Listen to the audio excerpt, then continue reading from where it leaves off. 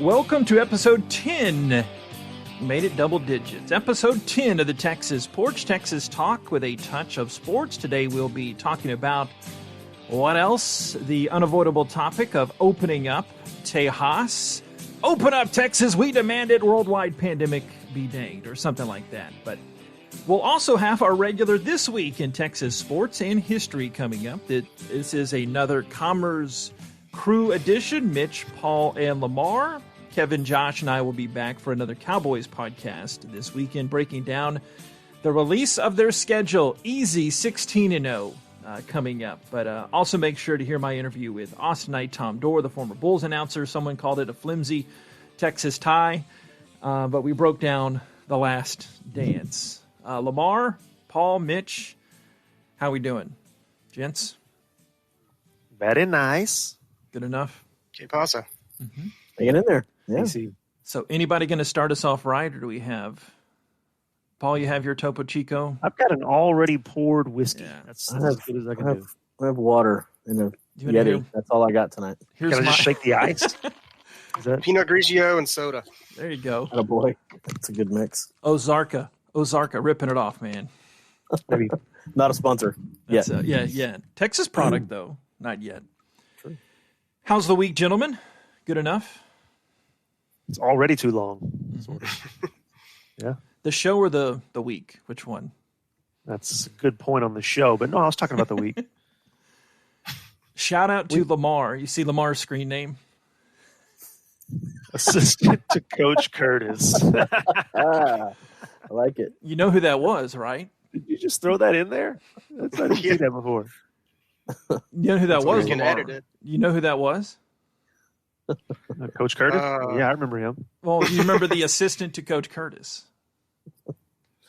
I don't know, Gary Fellman. Who was it? No? He was volleyball. That'd be the late, great Charles Stone. Charles Stone. Yeah. Ah, yes.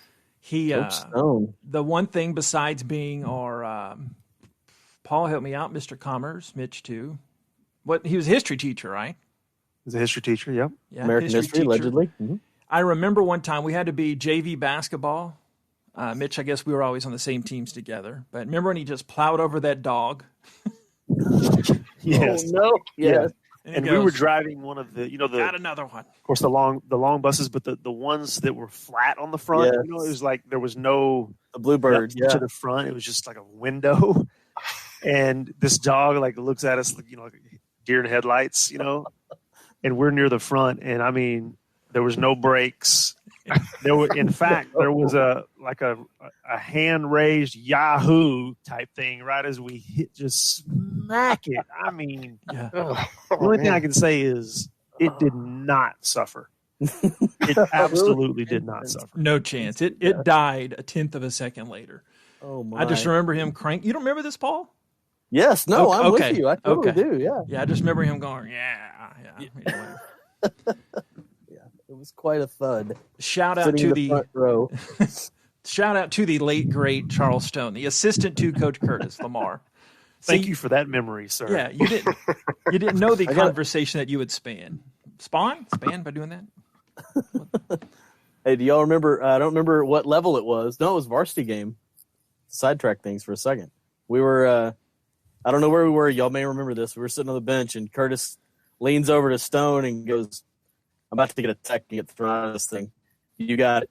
Then, before anything else could happen, Stone looks over at me and goes, "You got this?"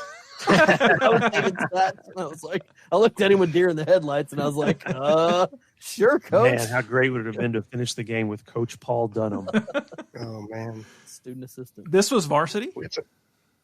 Yeah, well, because Curtis was sitting there on the bench. I don't remember what year. Yes. I don't remember him getting many texts either, but he wasn't too much of a hothead. Anyway, No. We digress, but I thought we'd talk about opening up of Texas here and some unemployment numbers as well, with yours truly included in some of those digits as well. So I thought we'd go around the horn and talk about the opening up of our great Lone Star State and what we all did. I had a little recon with Lamar, so I already know a little bit of his answer. By the way, late happy birthday to Lamar. I forgot to get that on last week's extravaganza. Hey. Thank you. So, That's okay. happy birthday. Survived another year. Mm-hmm. Oh, boy. So, I'll take it first. I went down the road to the gigantic Tex-Mex Emporium here in town. I had to have some queso, Paul. Queso on my life. But had buddy from Houston. Y'all all know Bob. Lamar, I don't know if you've met Bob's acquaintance. You've heard me talk about him probably some. But anyway, Bob was itching to get out of Houston, so he came up. He shuffled us over there, and we had some queso, threw down some fajitas, and got out. The Mrs. Texas Porch made fun of me a little bit for calling ahead because I was expecting it with the 25% rule. Oh, it's going to be packed because this is the big restaurant in town. And nobody was in there. So that gave me a little bit of comfort that I was on the scene reporting, I had to go out and... Of course. Field research. Yeah, I had to go out and get my queso, and I just wanted to research. But there was maybe 5 other tables in the restaurant. This is a big restaurant, too. And this girl said, "You're the only table in our section." She had like this 4-table section. I guess she had one other table, but it was a 4-table section row. The waiters in the audience will know what I'm talking about. That makes total sense. Yeah, anybody that's ever been in a restaurant too. But she was wearing the mask. All the employees were wearing the mask. I was not wearing a mask and eating at the same time. But I'm thinking after that was the only thing. It did feel good to get out. But I don't think I would have done it if my buddy Bob did not come up into the big city. But what did you all do around the horn? I'll tell you this. I did not change. I have not changed my habits at all, other than one small thing. And because my oldest daughter had a really weird, but still a soccer practice yesterday. So that was kind of interesting, the way they had it set up. But other than that, I mean, we didn't go eat anywhere. We didn't, I went into a store or two, but only like I would have done before, just sparingly. I didn't change anything either. I'm just not there yet. I mean, I'm not taking the kids anywhere as much as I want to sit down to a steamy bowl of queso with someone. It was good. Just not there yet. Oh, I'm sure it was.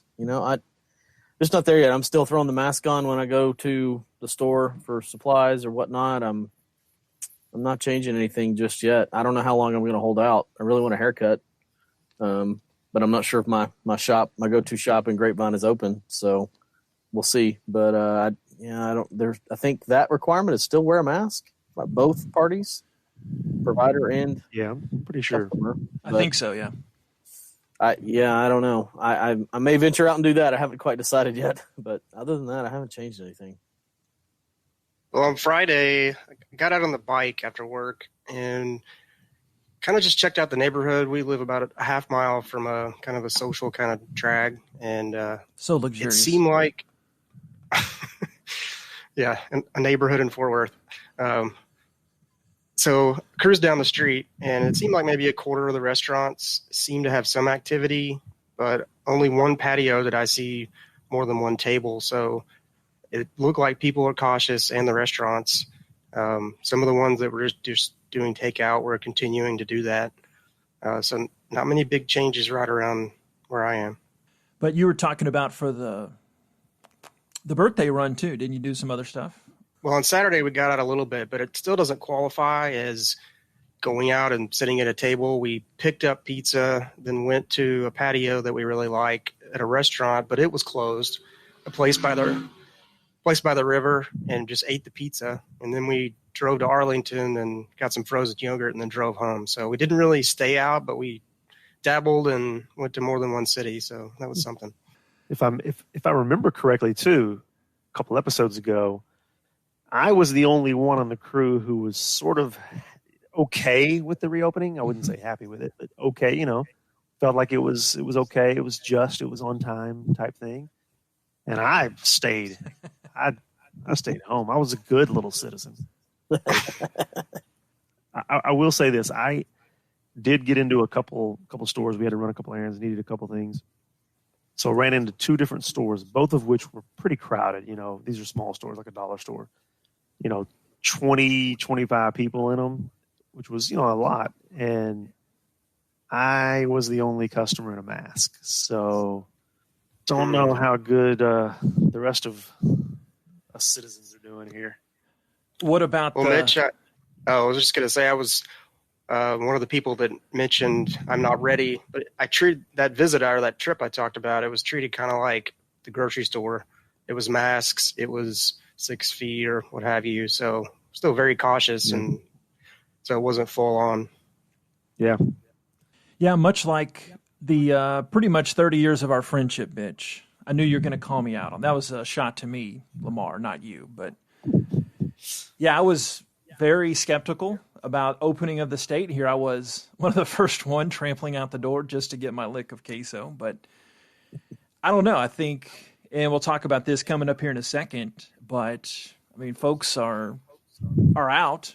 I mean, they're going to do it. But I think the mass numbers. I'd like to hear the governor's think tank people hear their thoughts. I wonder. Hey, we have a show. We can talk about it here. I mean, do you think the state thinks that they expected more people to come out? But I imagine in y'all's metropolitan areas, maybe fewer people came out, or am I at the wrong end of the spectrum there?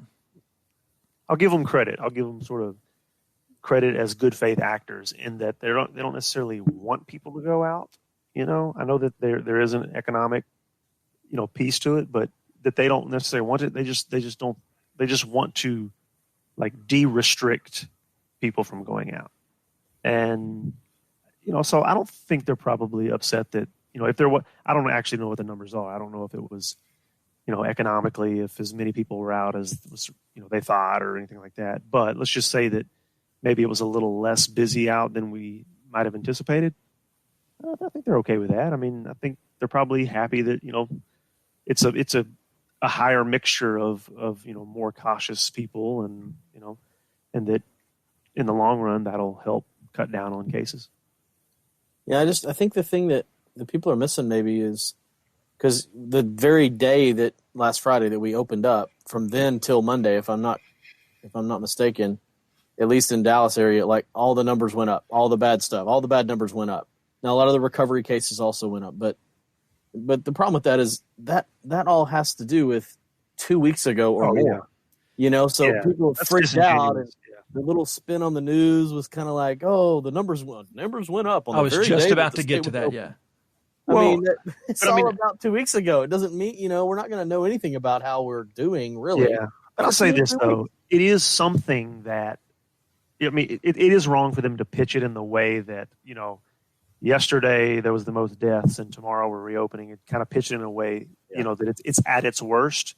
However, it is something that we're 2 weeks away from it being the most deaths and we're opening. So there better be some pretty good data in the last 2 weeks to show that it's not as bad as it looks, because that data is from 2 weeks ago. You know what I mean? So the proof will be in the pudding on who was right. The people who are freaking out about that little headline, or, the people who are saying like, well, hold up, that's not really a fair comparison. Yep. Overall, still about 19 or so times more have recovered in Texas than have passed away. 884 deaths in Texas and a little over 16,000 recoveries, and about 32,000 confirmed cases, just a little north of that. Compared to U.S. stats that looking at here, almost 1.3 million, 1.26, so that's still a few thousand short, but across United States. So the big news, like Paul alluded to earlier, was that on Friday, did y'all see this news? Paul, you can get your burr cut again. Coming up Friday, that hairdressers can reopen coming up on Friday. So like the restaurants, do you think that's going to be something that is more staggered, or do you think there's more of a kind of a unite to get the hair did coming up starting Friday? I mean, if I was going to guess, I want to say those type of salons, nails and hair and things of that nature are probably really hurting and if they're prepared to open with the proper precautions, I feel like a lot of them are going to open. I don't have firsthand knowledge of that. I just feel like that's what's going to happen. I try to put myself in that position. Like, okay, I'm that hair salon owner, or I'm that barber, and I haven't worked in 6 weeks or more. And, I may have had help financially, whatever, but still my business needs to continue. Man, I feel like if I could put a mask on, I'd probably go to work. I mean, I'm probably opening up as long as I was comfortable keeping the place clean and doing all the things that, precaution things and that kind of hand-to-hand, face-to-face contact with someone that you would normally expect in a facility like that. There's guidelines that they're supposed to follow anyway. So I would think I'd probably open. Again, I'm on the fence. I got to be honest. I can't decide if I want to go get it done or not. I want a haircut, but, I've heard several people say just today in talking to students and stuff online and coworkers, they're getting their nails done the very first appointment they can get done. And I get it. I'm not me, but I'm not getting my nails done. But if I was going to need that, then I would be in line to go get it done too. I have to say, but I haven't decided yet for me. Yeah, Mitch, you cut your own hair.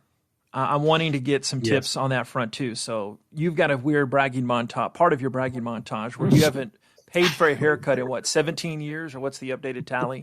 Longer than that? I don't know. It's a long time.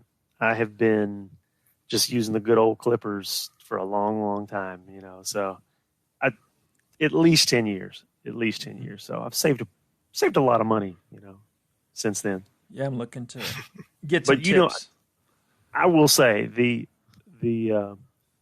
I bet the hairdressers and those types of places will be packed because, those are ones where, that's like a personal relationship. That's you have a hairdresser or at least you have a place like for men, they have a place that cuts their hair, a good, place where they tell, good stories and all that stuff. I mean, that's like it's a one-on-one type deal. So I bet you those are going to be really, really packed. Whereas restaurants, I could see where those weren't too packed.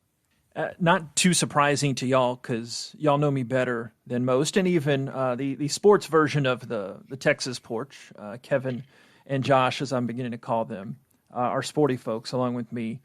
They know me too, but I always have awkward encounters, at least I really haven't had a barber. This is another weird claim. Like in the last 12 years. So Mitch, we're kind of opposite. I want to get people to cut my hair, but nobody will cut it. But the last couple times I've been like right when the virus started spreading. It was still okay to be in shops. And this person of the female persuasion right up on me. Oh, really? Yeah, just right up on me. Yeah, because I had just come back. Everything had been canceled. Man, maybe it was before. Anyway, life's a blur now. I can't remember when it was, but I just remember thinking at that time that she was just right up on me. Like her belly was rubbing against me, no. Which was the reason I moved from another clips establishment of a sporty nature. Because, well, that's coded. I don't want to get up and show you my belly. But her shirt was cut, like I could see her belly button pretty much, and she was just all over. This is a different establishment. Wow. So, I don't know. Maybe bring Mrs. Dude, Podcast in the room right now. What's going on? You're an obvious hairdresser magnet. What the heck? Well, it's not that. Trust me. And she knows the story, and there's community ties, and people know everybody, But it's just, can I get a dang haircut without you breathing in my face and rubbing your belly over my belly? Which, again, I have the bigger belly, but I'm going to go out on a limb and say now is a bad time for hairdressers that like to get in your face and rub their belly on you. Like that's not going to be a hairdresser that survives long. The word's out. Anyway, Lamar, I had a stat for you because the practical guy that you are, maybe we've been talking about the wrong stats. Where is it? Okay, yeah.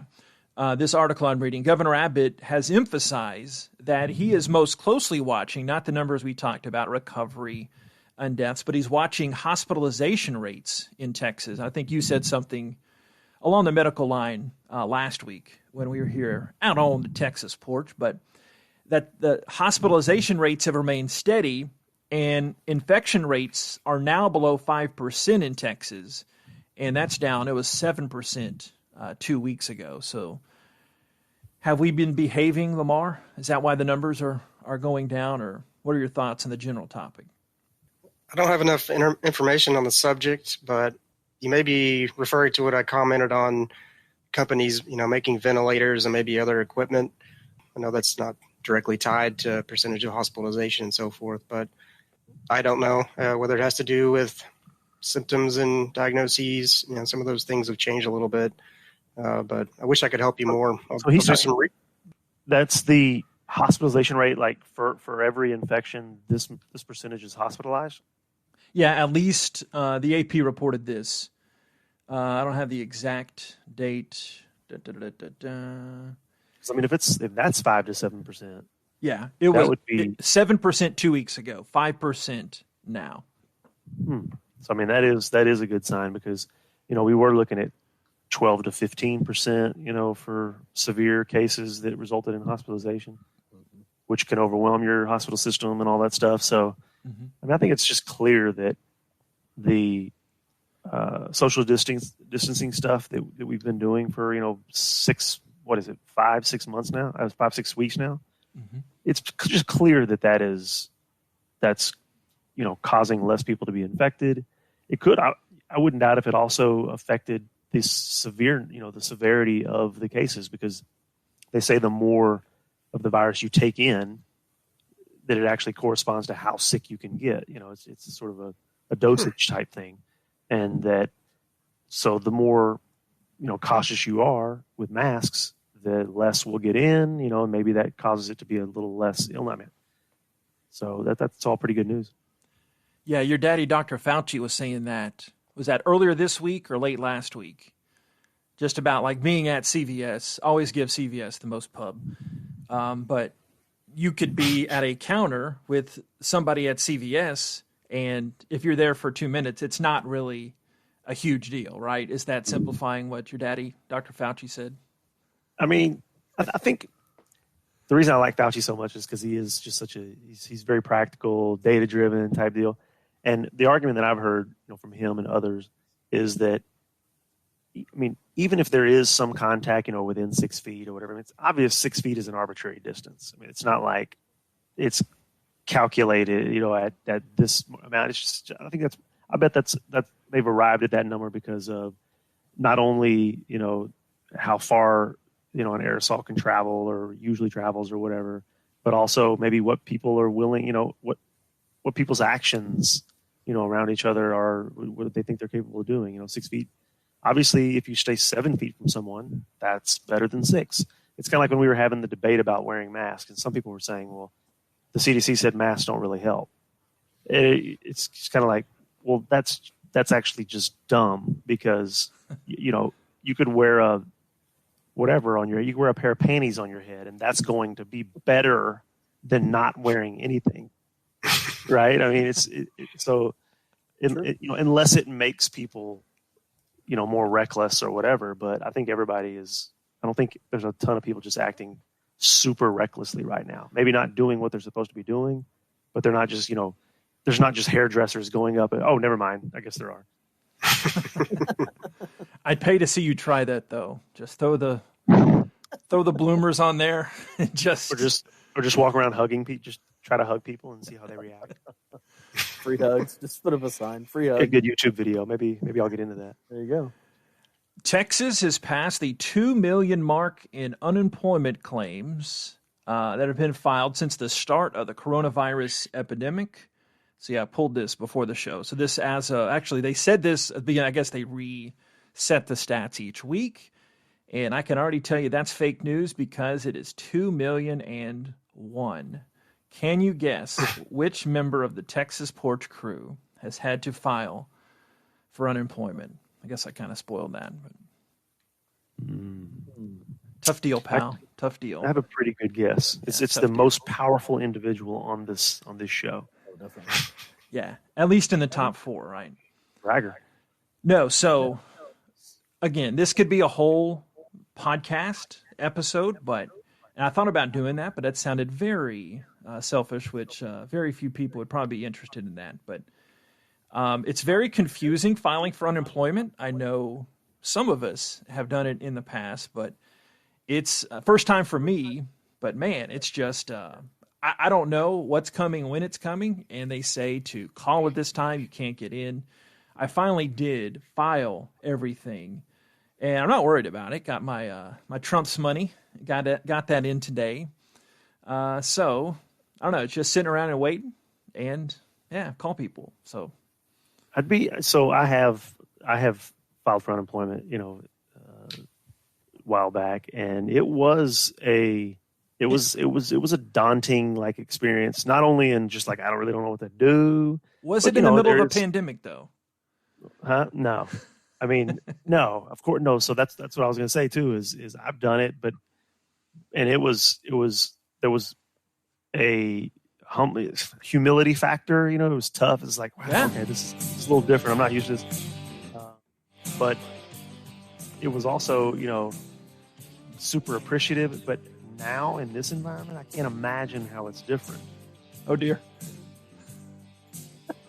Well, is that it? Are we done? Is that our outro? Can y'all hear that?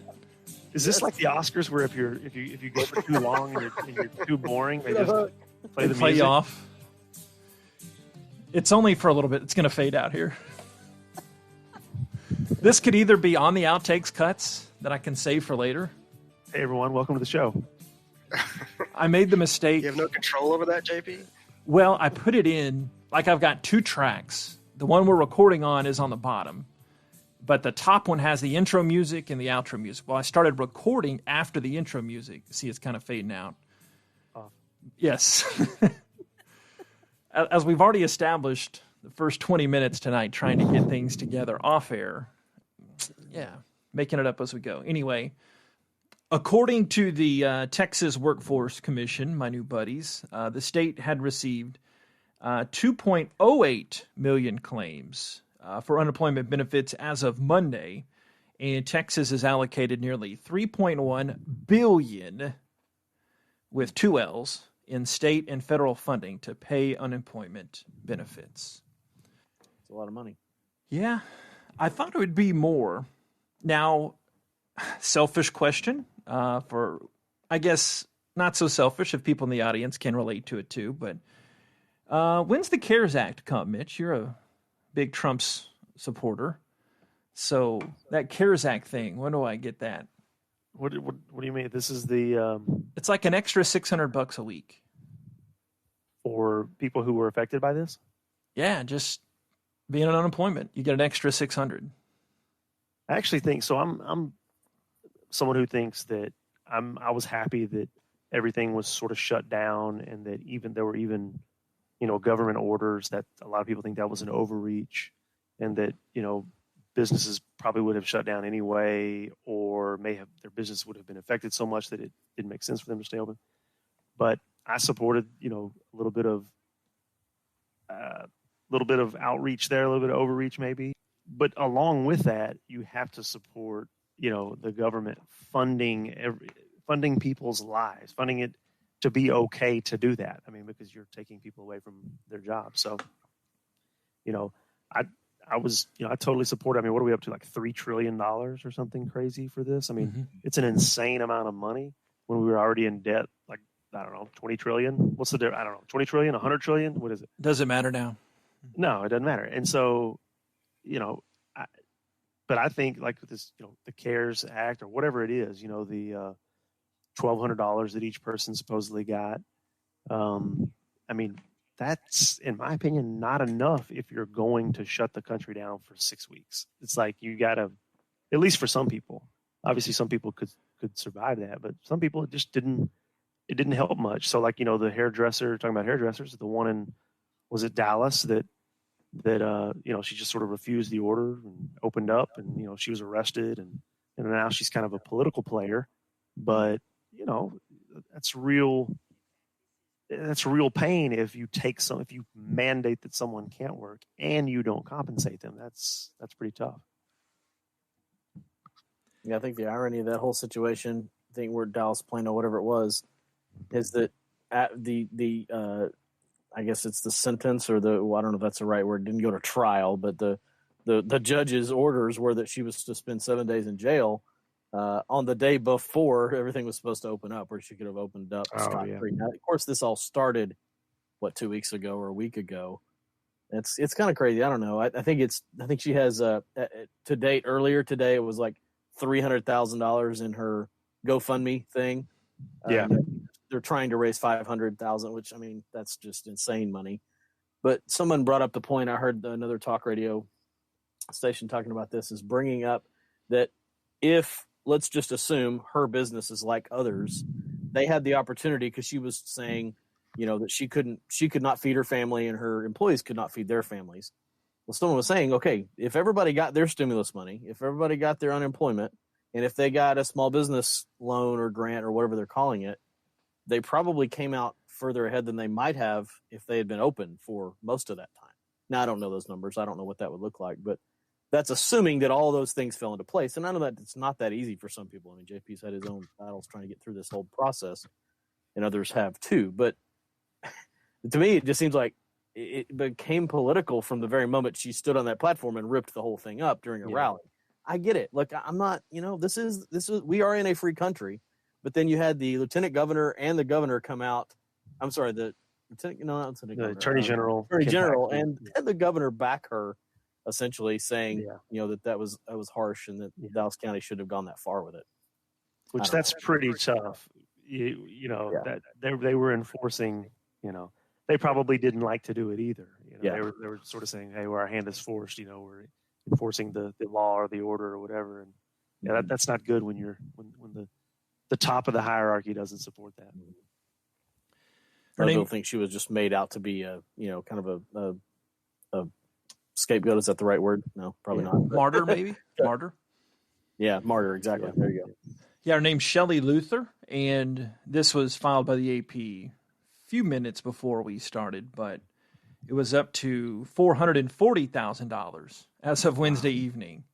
So she's getting that. Right. Yeah, she's getting that money, and she'll also be on Fox News and OANN for the next couple of weeks too. So Ellen, she'll be all right. Yeah, be on Ellen.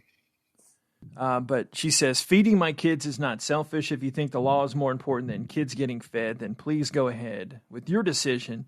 But I am not going to shut the salon. So, like y'all had mentioned, she is going to be the face of this, and I think get a lot of national pub for this as well. All right, gents, time's running fast. Time for This Week in Texas Sports and History. History. On Thursday, May 7th of 1844, the Scioto Belle, a river steamer believed to have been built on the Scioto River in Ohio, arrived at Galveston from New Orleans. Why is that a big deal? Well, the steamer operated between Galveston and Houston, and landings on the Trinity River over here in East Texas. But probably I'm not lying to you here. Such crazy news. But the poor conditions of the Trinity Channel in that time period, they were not able to go much farther up the river than Liberty Landing. That's probably about 40 miles. So they really got a huge distance there. And there was a nail biter of a story. I cannot wait. How did this end? Well, it's still there. No. Hey, we can always edit. I can always edit it out, right? In that year, during a yellow fever epidemic, they said, we're going to dock this. Scioto Belle was docked in Lynchburg, I don't know, Virginia? Okay. The Texas Porch Podcast, where your history is, Hey, you need to pre-record a disclaimer to this show. This is not a news show. Not actual history. Show. Lynchburg, Virginia. Well, it's confusing because, it's just confusing. Virginia's not mentioned in this whole thing, but then it just pops up. So maybe there's a Lynchburg, Texas? Does Mr. Texas know of a Lynchburg? Let's go with that, because if that's the end of the story, there's no other Texas tie, so let's go with that. May 8th, this week in Texas sports and history. May 8th of 1846, the Battle of Palo Alto, the first major engagement of the Mexican War, was fought in Brownsville. Here's one for you. May 10th of 2012. Wonder if y'all saw this movie. Texas native and racing pioneer Carroll Shelby dies at 89. The Oscar-nominated Ford v. Ferrari. Lamar, thought of you with this note. You know much about Carroll Shelby? It's like your long-lost uncle. It'd be something like for you to say. I know a little bit. I've always admired his cars and had a couple of friends who did too. And he did some amazing things. Right now, I'm probably mixing some history with the movie because I have seen that. But I know he has North Texas ties as well. I think his racing or company Fortune, they either acquired or started a bank. I won't give the name, but it was a fairly well-known regional bank, and he has family members in this area, the Dallas-Fort Worth area, but quite a legend, and he's missed. Did y'all see that? Mitch, Paul? Did y'all see that? I know, Mitch, you don't watch movies anymore. I really want to see that. It truly is good. Matt Damon plays Carroll Shelby. And who's the character that plays the character Lamar, the other racing guy? You could tell I'm a huge cinema buff. Yeah, I don't know his name, but I think he's from Lynchburg. Christian Bale. Yeah, Christian Bale. He was amazing in that movie. And now I don't know the racer's name. He plays the part of a English driver that was very cantankerous, but a real craftsman and racer at the same time. And it's really entertaining for those that haven't seen it. Should go for it. Yeah, Lamar. Now I owe Lamar $10 because I asked him to use the word cantankerous. Coach Curtis taught me that. Just for the halibut? Oh yes, I was about to say that. Very inside. I don't know if y'all have been here, but I have. But on this week in Texas sports and history, May 11th of 1964, I don't even know what day of the week that is coming up, but construction began on the Toledo Bend Reservoir. That's in my neck of the Piney Woods. But reservoir, the largest lake in Texas, and formed the Toledo Bend Dam, 80 miles northeast of Beaumont on the Sabine River. The dam was completed in 1969. So if you're out there trying to budget how long it'll take to build a lake, 5 years apparently. They probably improved on that. They have. Beautiful part of the state, though. Obviously, we've got a lot of gorgeous parts, but that is, go there. Again, weird brag, but I drive over that a few times a year going to... Wow. What was that? Who was that? May 11th of 1953. Again, not the happiest of notes, but Waco was ravaged by a tornado, tore through the heart of the city. The storm killed 114 people, seriously injured another 145, but there was good that came out of this. Texas Porch crew. Well, not the following statement, but 196 businesses were completely destroyed. Gosh. Get this man a diet root beer. Yeah, I think that's what we're missing here. You didn't pop a top with us tonight. Yeah, that's my secret elixir. But 396 businesses were damaged so badly they had to be torn down. Sadist you are, man. But, okay. Are you pleased with yourself? The Waco Urban Renewal Project started a few years later, and out of that, here's where I fill in on the Texas history. The Texas Ranger Hall of Fame. So I guess you got Charlie Huff, Pete O'Brien, Gino Petrali. There you go. I guess the other Texas Rangers. Texas Ranger Hall of Fame and Museum, a city zoo, and the Texas Sports Hall of Fame have also contributed to Waco's urban revival, too. Fun fact. I've met the executive director of the Texas Sports Hall of Fame. Really? We've communicated, through my other organization involvement. Please tell me you're tracking the brags for the bragging montage. I need to, actually. That was a good one. Let's talk, Paul. Let's talk off pod and get together that gentleman. That'd be a good podcast interview for. I think so too. Sports crew. That's real fair to the thousands of people listening right now. Go ahead. But what is up with Waco, guys?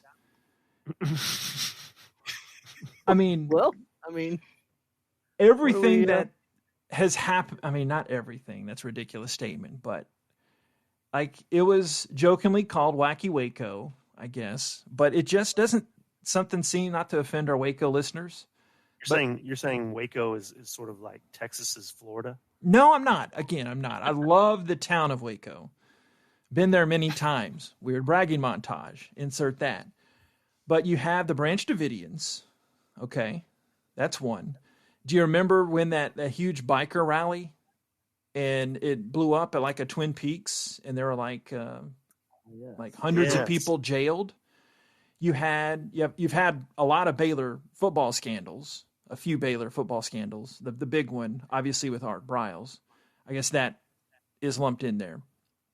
You had the Baylor basketball scandal when wasn't one of the players, Paul, set to come to our alma mater, A&M Commerce? Right. Yeah, wasn't that? I forget the year exactly, but yeah, I don't know. So, should we explore a Waco topic? Any takers? Yeah, on I'll that tell you one? what. Drudge up all the negative stories you can on Waco, and let's discuss. And again, don't want people to take this out of context. I like Waco, and I've weird brag, but I've read stuff on Waco.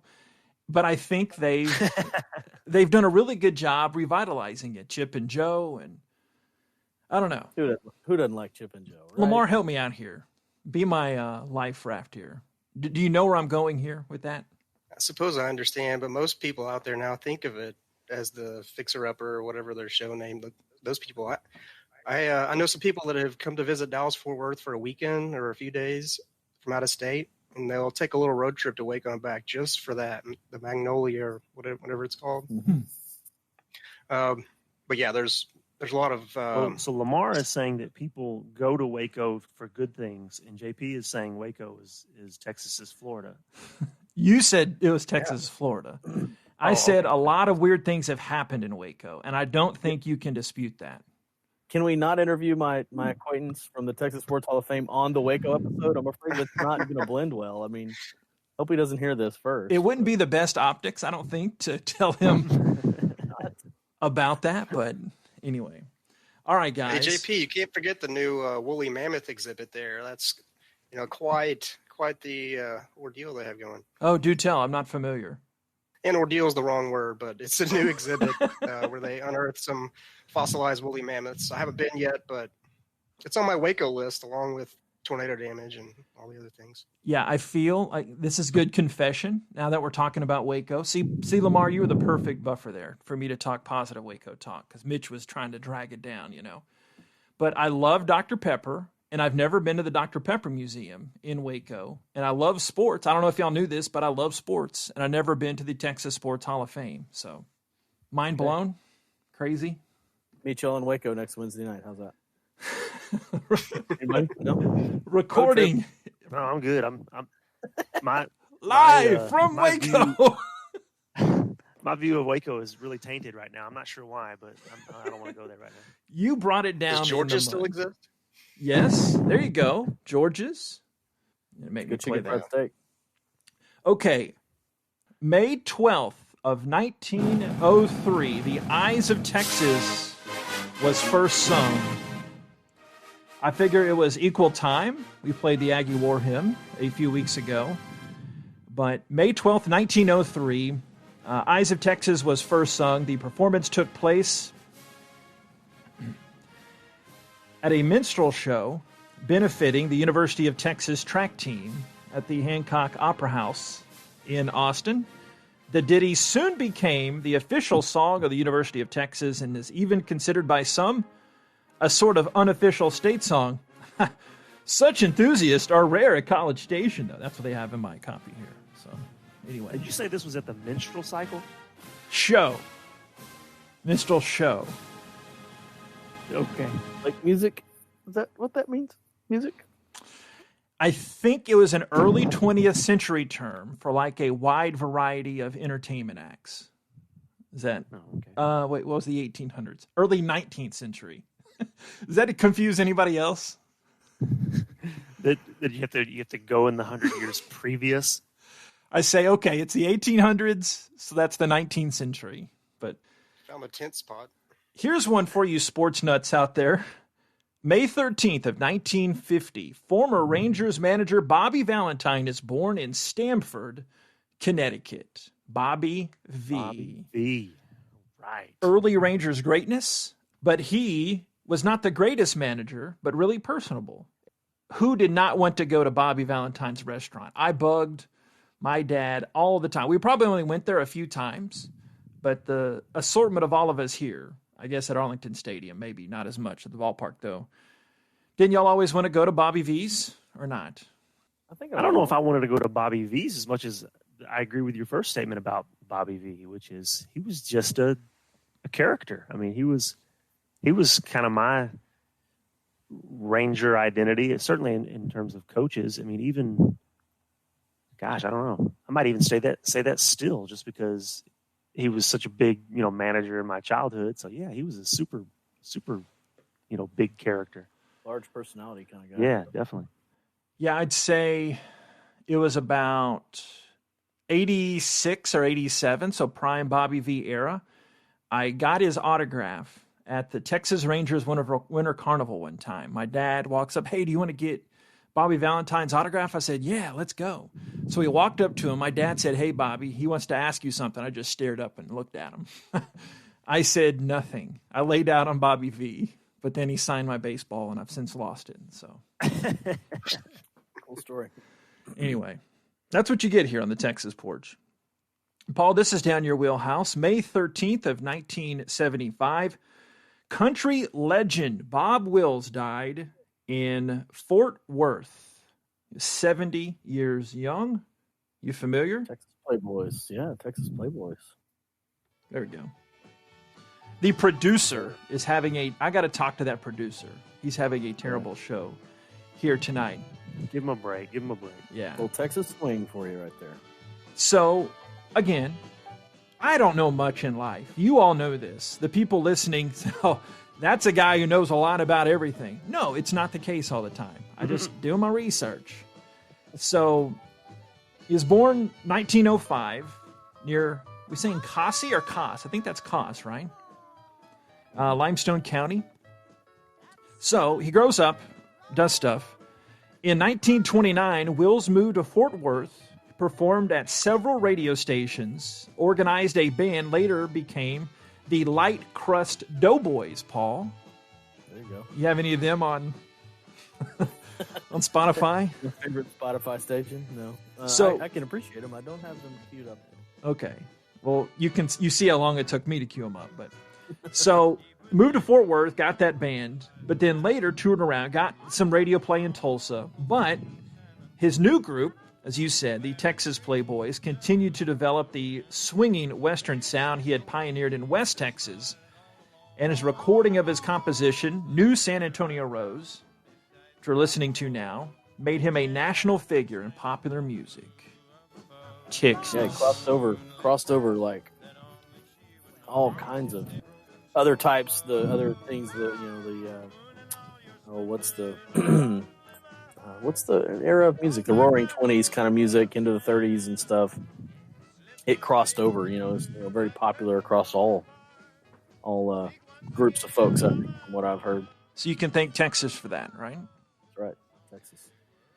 May 13th of 1865, more than a month after the surrender of General Robert E. Lee, the last land action of the Civil War took place at Palmito Ranch near Brownsville. News to me, or maybe Miss Laws. Maybe I was absent that day in Miss Laws' Texas history class in Commerce Middle School, but I did not know that the last Civil War battle took place in Texas. Nope, couldn't have told you that. Okay. Interesting. Battle lasted 4 hours. Ironically, at the same time, the Confederate governors of Arkansas, Louisiana, Missouri, and Texas were authorizing Confederate Commander Kirby Smith to disband his armies and end the war. Well, I'll be dipped in buttermilk. War, what is it good for? Absolutely nothing. AJP, Yes, sir. is that battleground associated with Palmetto State Park at all? This is good question. You're smarter than I, but it's spelled Palmito. Okay. Palmito Ranch near Brownsville, where Mitch and if you want another more lighthearted segue, Mitch and I bought a calling card there on our Big South Padre trip. Do you remember this, Mitch? at a Walmart in Brownsville, and we used that calling card for years after that. No, I cannot say I remember that. Remember? Because you couldn't call Really, really. we used it for years. We shared the same calling card. It was like 1 or 2 cents a minute. We got it in Brownsville. I'm assuming near Palmito Ranch. I do remember that. That's insane that you do. Wow. That's great. Anyway, guys. It sounds very dark, though. Like we were doing very dark things. Trying to avoid those like that was long distance charges. Yeah. It was college, typical college. All right, guys. No offense. This is directed totally at me, but this show could not get over soon enough. But I mean, whenever you post this episode, are you even going to tag it with the tag sports? Or are you just going to leave? Are you just going to be like Texas? It's just Texas. We had Bobby V in there. That is true. I'll tag it. Do not listen. Hear this. All right, gents. We had to have a low note somewhere. Y'all have good weeks. Commerce Crew. That's Mitch. That's Paul. That's Lamar. Y'all behave. Y'all be good. Stay safe. Get out there. Do whatever you want. You can catch the archives of the Texas Porch, thetexasporch.com. Subscribe on Apple. Give us that 5 stars. End it all now. Make it go away. I'm JP. That's Mitch. I think his name's Lamar. Assistant to Coach Curtis. Paul, y'all be good, all right? We'll talk to you. Good night, God bless, and we'll talk to you next week out here on the Texas Porch. Sports. I don't know, Virginia? The It Texas says- Porch Podcast, where your history is, Okay. I- Hey, you need to pre-record a disclaimer to this show. This is not a news show. Not It's not a actual historical history. show. Lynchburg. Struggling. Hey, they don't all have to be good shows, right?